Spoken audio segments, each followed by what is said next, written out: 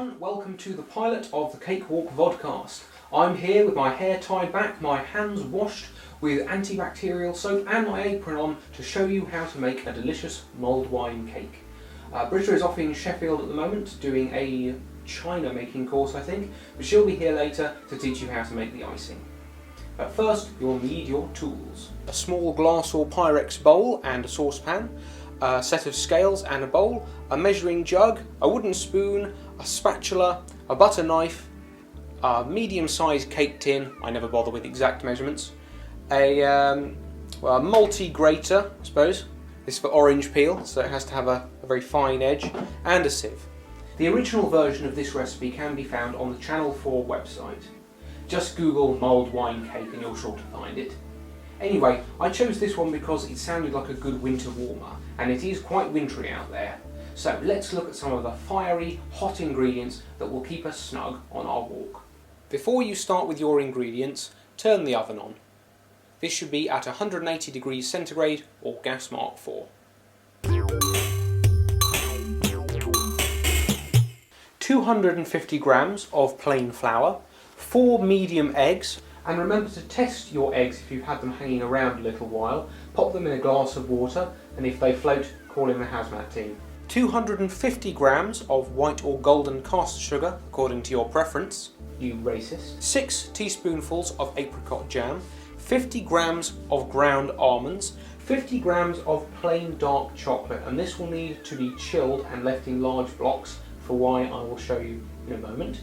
1 large orange, some baking powder, about half a teaspoonful, some vanilla essence, a teaspoon of cinnamon. Now this wasn't in the original recipe, it's something I've added, may work, may not. 250 grams of butter. Now this will need to be softened, so leave it out overnight and divide it into cubes, as you can see here. Some cocoa powder and of course the all-important mulled wine.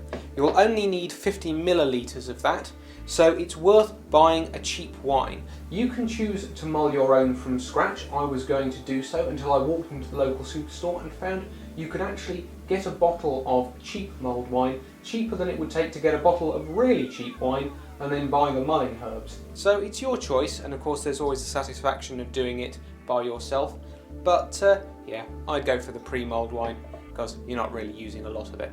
Now, let's get started. Now this cake begins, as many of them do, by creaming the butter and the sugars together with your wooden spoon. So, just pop that in there and you can break it up with the cubes. There. Pop your caster sugar in. Hope that it's not racist sugar. I know there's a lot of problem with sugar racists out there. I noticed they started putting the dark and the light muscovado sugar in different packets, and that, you know, that's just segregation. So beat it together until it's nice and creamy. Okay, there we go, and as you can see that's coming together rather nicely. We need some moisture in there, so we are going to add the eggs one by one. Tell you, that butter wasn't nearly as soft as I thought it was. Just leaving it out on the side isn't good enough now the weather's turned. Okay. It's a good idea to have somewhere to dispose of your eggshells nearby. I usually use the egg container itself. It's usually quite good and fully compostable these days, so if you've got a compost bin, well, bully for you. Okay, get rid of those. That up nicely together. And as you're mixing it round, you'll notice that there are some bits of butter and sugar that aren't quite mixing. One way you can get around that is by melting your butter first in a saucepan or over a heat of some kind, but I don't usually bother. It will sort itself out as the recipe develops, and if it doesn't, the oven makes all equal anyway. Okay, so just going to pop a couple of drops of vanilla essence in there, not too much. You can measure it out by a spoonful, but waste of a good spoon in my opinion. You have to wash it up, pointless. Okay, well, put that aside for now and bring in the flour. I'm going to pop in here 3 large spoons of cocoa powder. There we go.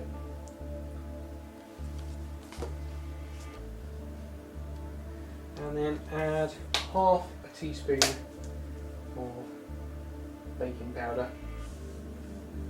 Oh, look at me being a hypocrite. Yeah, using a teaspoon now. Waste of a spoon. Yeah, I'm gonna have to wash that one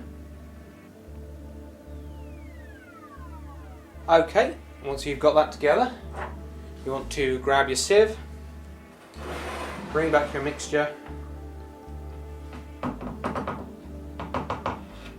pop your spoon to the side, and sieve these all in together.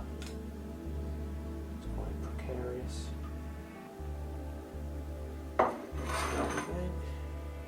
Sieve those in. There we go. And then you're finished with your sieve. Take your spoon back and begin to fold that in quite gently. And the reason I say that is not because I think that putting it in gently or firmly really affects the flavour, but it's so that you don't end up with a cocoa powder and flour mix all over your nice clean work surface. That's something to be avoided, and of course it gets on your clothes. If you're not wearing an apron, what are you doing not wearing an apron, you fool? Okay, and as you can see, that's looking like proper cake mixture now. Okay, just going to pop that over there. We're going to reuse our flour bowl. What we're going to do now is take our ground almonds and put them together with a bit of grated orange peel. So you'll need your grater. You'll need to use probably the finest setting here.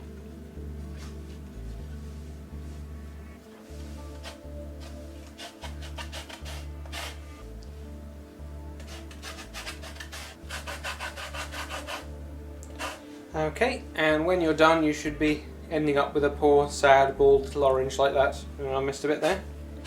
There we go. Not bad. Let's pop the orange over there. You can juice it for a lovely healthy drink if you like. Now I bought this grater new today, but I don't think it matters how new or shiny your grater is. You'll always end up basically with a grater full of orange. So best to just get it out with a palette knife. So there we go. So come down there. Very nice. Check that. There we are. So I've got a nice little mixture there. Mix it around a bit. Your palette knife. And I mean, this orange was another one of my little additions to the original recipe. I put it in because one usually has a glass of mulled wine with a slice of orange or lemon. It just gives it an extra little warming, snuggly feeling. There we go. And now I'm going to put this into the mix again, folding it in quite gently to avoid a spillage. Also, good idea at this point, add a couple of shakes of cinnamon. Again, I'm not going to bother with a teaspoon. Can't be bothered with all that, so 1, 2, 3 shakes should be plenty. You don't want to overdo it on the cinnamon. I'm sure most of you have cooked with cinnamon before. It's one of those things that is so wonderful in small quantities, but can be absolutely devastating if you put too much in. Just overpower everything else with no thought for all of the other ingredients that have tried so hard to be in the recipe. Okay, and now finally we need to get out our grater again. We're going to grate the chocolate. Now the reason I said to keep it chilled and in chunks is because if you try to grate small pieces of chocolate that haven't been chilled, you'll basically just end up with hands covered in melted chocolate and it won't grate properly. So let's give this a go. I'm going to use the second smallest setting to start with. This will probably take a while. I know. Let's do a different kind of transition. And what have I learned during that transition? Well, no matter how diligently you chill your chocolate, you'll still end up with hands covered in melted chocolate. That graters really ought to have mud guards because now there's chocolate bits everywhere. And one of the perks of the cook is that you can always eat the little bit of chocolate that's left on the end, unless you want to grate your fingers, of course. Okay, I've cleaned up some of the chocolate fallout now. So just sort of mix that around a little bit. All those lovely little bits of chocolate. Mix that round. Not too much though. Doesn't really need it. There we go. A nice thick mixture. And now the all-important mulled wine. I'll just add that. Add that quite slowly, a little bit at a time. You can put it in any time really. Save the best till last. The recipe I've got suggests putting it in a little bit earlier, but I wanted to leave it till last, just in case. I was looking up mulling, trying to find out when it was first invented. I think it goes back pretty much to the beginning of winemaking itself. And my suspicion is that, like using spices in food these days, we're quite precious about it. We think that spices and herbs are rather nice things, but the truth is probably that spices were used in sauce when meat had gone rancid, and the same for mulled wine. The herbs and, well, the spices used in mulled wine were probably put there because by winter time the wine had gone a bit vinegary, and you could make good use of it by just popping a couple of spices in it, heating it up. Rather nice. Any food historians or wine historians out there who think that I'm talking rubbish, please get in touch and tell me the real deal. Okay, and that's about ready for cooking now, so get your tin ready. First thing you need to do is just cut out a circle of baking parchment for the bottom, and of course you can buy pre-made circles, and then take your butter wrapper and just run it round the outside and the edges as well. Very nice. Stick that in there. Nicely done.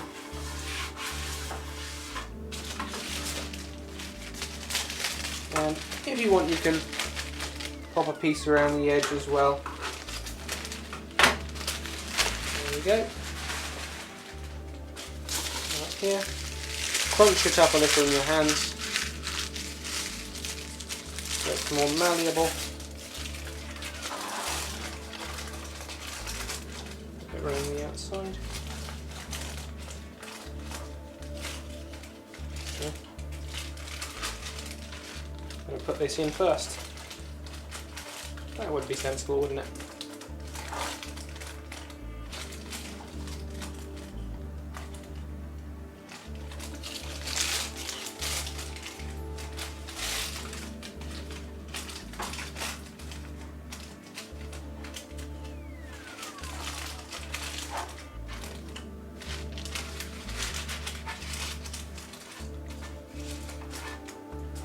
There we go. That's all right. That's all right, isn't it? Yeah. Right. Now start spooning the mixture in, or just hold it like this and let gravity take its course. Okay. It's not going to get it all out, and indeed, why should it?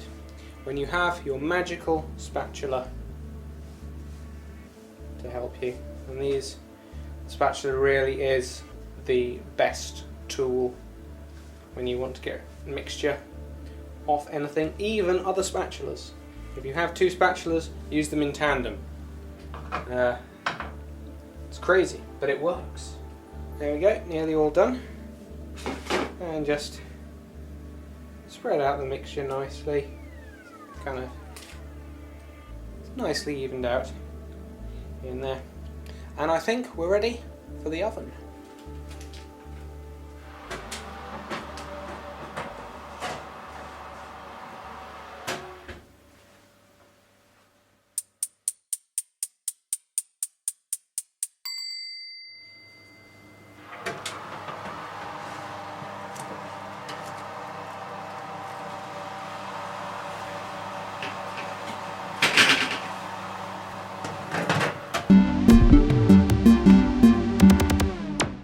Hi everyone, Britta here. I'm back from the ceramic decorating course, so now we can finish off the cake.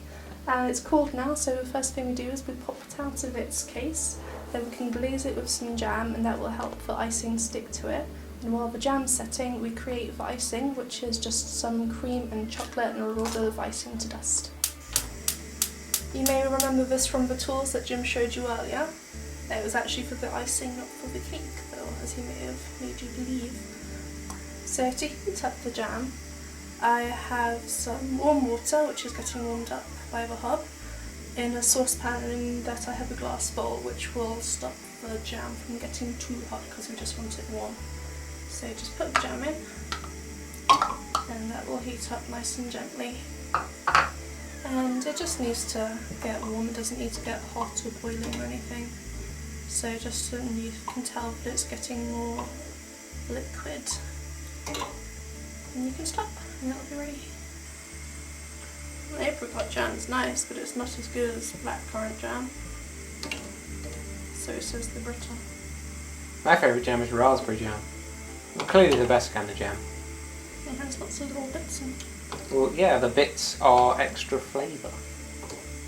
Anyway, you can tell it's a lot less kind of shapy and more gloopy now. So I think it is warmed and ready to be brushed on.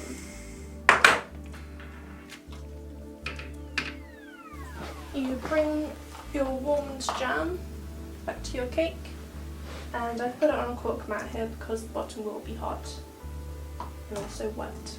No. So yeah, just scoop the jam on top.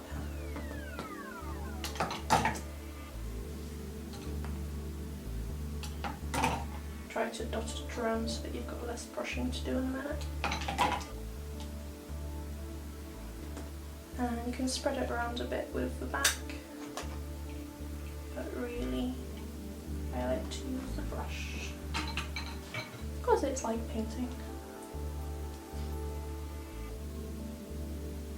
And just swirl it around and try to get it in all the nooks and crannies. So now we will leave this to set, and it will still be really sticky, so the icing will stick to it, but it will be less so it won't fall off. This icing will use 200 grams of plain dark chocolate broken into cubes and 100 milliliters of fresh double cream. I've given the bowl a wash, and we're using it again to melt the chocolate and the cream together. So I'll put it on a nice kind of medium-low heat. I just pour in the cream. Sure it all comes out. And chuck in the chocolate.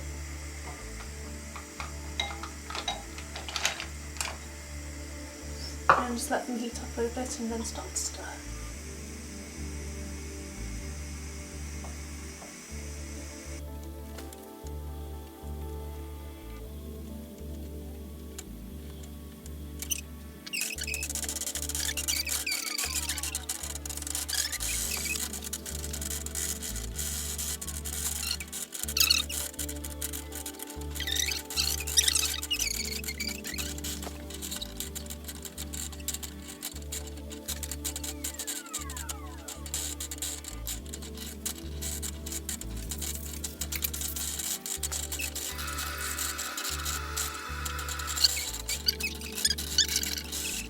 Okay, this way was stupidly long and hard, and I hated it. And a much better way, which I've done before, is to just heat up the cream and then pour it over the chocolate, and that melts the chocolate perfectly fine without any of this stupid double thing arrangement on the hob. Okay, so we've set up the cake above some kitchen towels so that when we put the icing on it can fall onto something so that we don't have to wipe up the table. And so now the idea is just to spoon the icing over, and then we will let it cool a bit, and then when it's a bit harder we'll use a palette knife to shape it. So I'm just going to start spooning.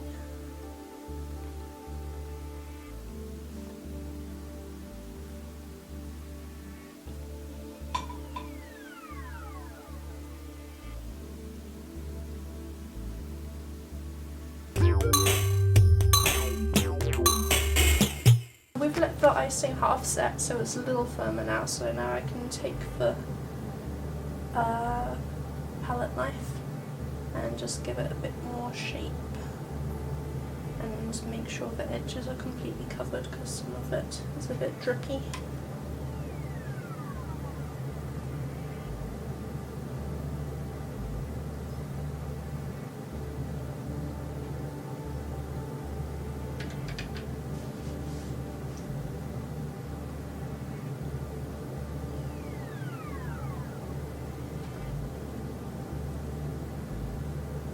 Okay, so that's pretty nice and smooth now, so we're going to let it completely set and then we'll dust some icing sugar over. Okay, we've let the top set a bit now, so it's a lot more firm, and I've just cut out a star of paper. I just free-handed that quite badly, but you can take more time with yours. So now what I'm going to do is take a tablespoon, add some sugar, put it in here, and just dust it over. And the idea, I haven't actually tried this out yet, is that it'll make a star shape.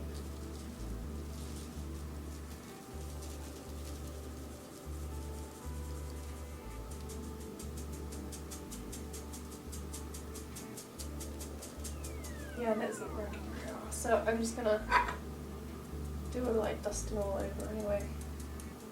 Chocolate frosting is kind of set, but it still lets the icing sugar stick to it, so most of it will stay on when you transport it. There! I expect you to do better with yours, but there we go. There's a basic cake. It is done. Okay, so our cake is finished. Yay! Jazz hands! So this is our chocolatey mulled wine cake. We're just going to pop it in the fridge overnight, then pop it in a tin in the morning and go for a lovely walk. So, well, hopefully lovely. Hopefully it won't rain. Yeah. Okay. It will be a walk in any case. It will be a walk. Yes. Okay then. See you tomorrow. Bye.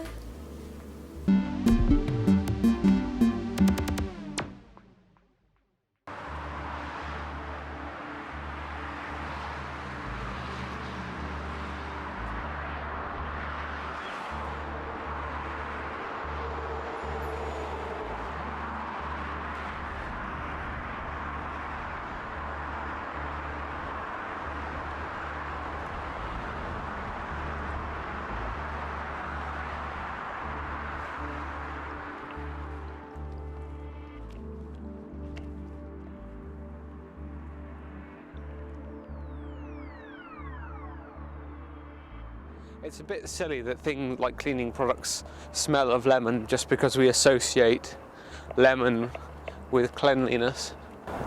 It's from actual lemon. Yeah. It would clean. Yeah, a natural lemon would clean and smell nicer. You could make a really good cleaning product with like a rotting fish smell. You could. It'd be pretty horrible. You could still make it clean. It might make you clean even better because you'll keep scrubbing and scrubbing and going, oh, the smell won't go away. It's reverse psychology cleaning. Yeah, so you never think it's clean, so you keep scrubbing. then Yeah. the house is really clean. That would be a weird kind of mind game to play Yeah, with. at the end they give you a little sachet full of lemon smell and they say sprinkles, and then everything smells nice and you go, wow, it was clean after all. Yes, and I made you scrub. You tricked me into doing actual work. Maybe making things smell of lemon is making people do a really slapdash job because it instantly smells clean. Because there's other fruits, you do get cleaner with other fruit smells. Oh, you get like pine. Pine, well that's That's a tree. why do people think pine is clean? Yeah, that's a bit weird. It is, I suppose it's not even a particularly fresh scent when you go into an actual pine forest. It's got a kind of syrupy smell because all the pines are secreting sap. So it doesn't really, like pine, I grew up in pine forest area, we both did. And Yeah, it's a nice smell. it was a nice smell, but it didn't smell anything like a pine scented cleaner. I've never smelt a pine forest that smelled like a pine scented cleaner. They smell like sap and decaying pine needles. It's a lot of kind of musty decay. Yeah, it's a bit weird. Why isn't oak smell a cleaner smell? What about birch? It doesn't really smell of much. No, it doesn't smell. But then again, given that they can lie and say that these things smell of pine when they don't, birch trees look generally much cleaner because they have that silvery bark. Yeah. They don't look brown and dirty, so they could just make a random smell and call it birch smell. Most people would just buy it and go, oh, that's birch. It Because smells of birch. they never would actually go up to a birch tree and And smell it, yeah, they'd have to actually go out and go right up to a birch tree. And providing you made it distinctive enough, people probably, they might actually start to believe that that was what a silver birch smelt like. The gullible fools. You are the Slendermans.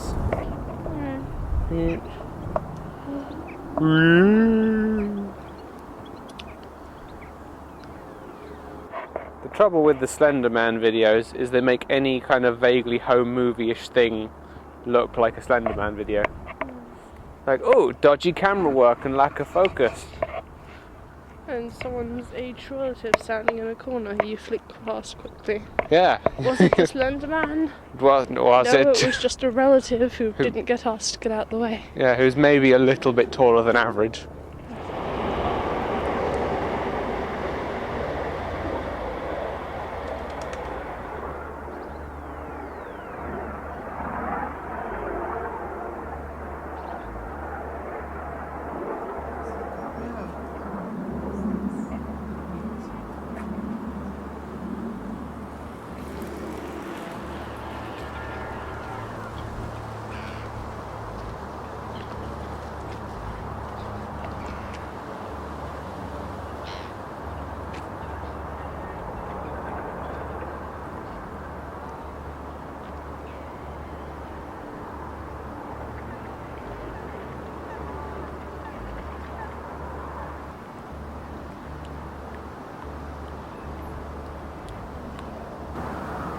Sorry, Swan, it'll be beautiful one day.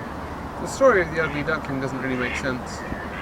It should be the story of the cute grey overlarge duckling who grew up into a really, really ugly teenage thing and then became a pretty swan again. Your mummy thinks you're beautiful. I think he's great. He is. He's bad. Yeah, he's not bad looking.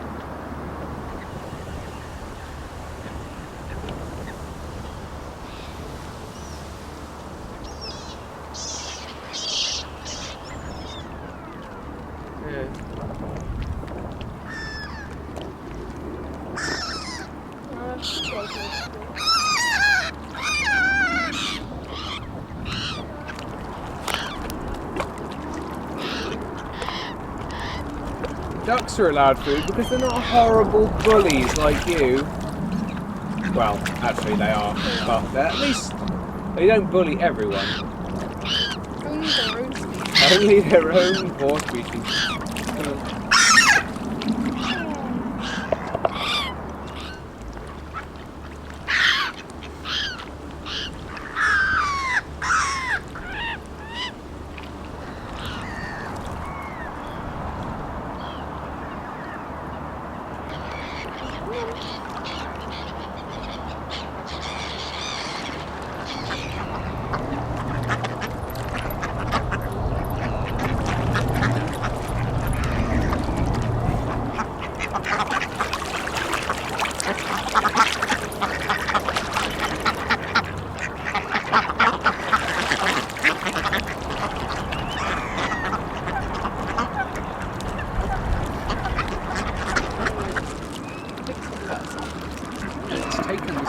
quite a while to catch on, actually.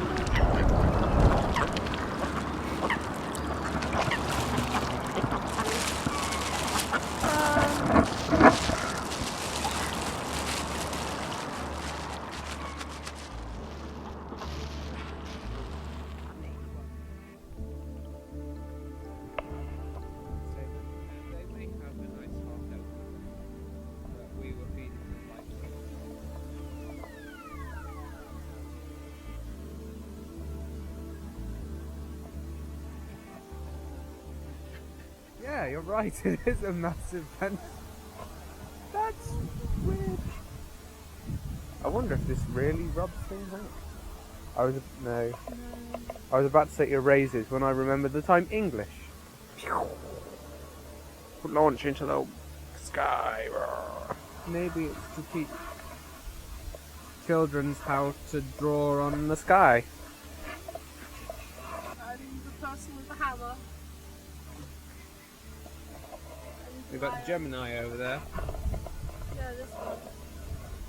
Gemini. Here's the little crab. Yeah. Looks like a freakish insect man. I think it's a lobster or something. Maybe is that a capsicum? No. Maybe that's a Virgo with 4 arms.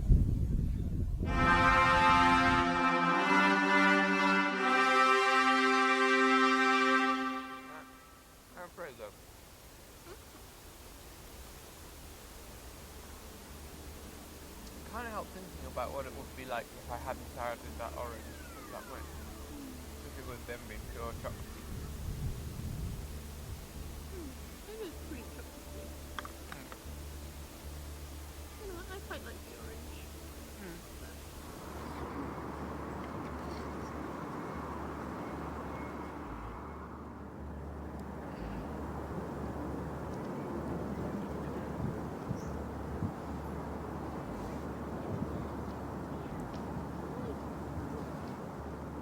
Where we've come from, it's pretty and blue sky, and this is where we're going. Post-apocalyptic wasteland. Yay, we're going home.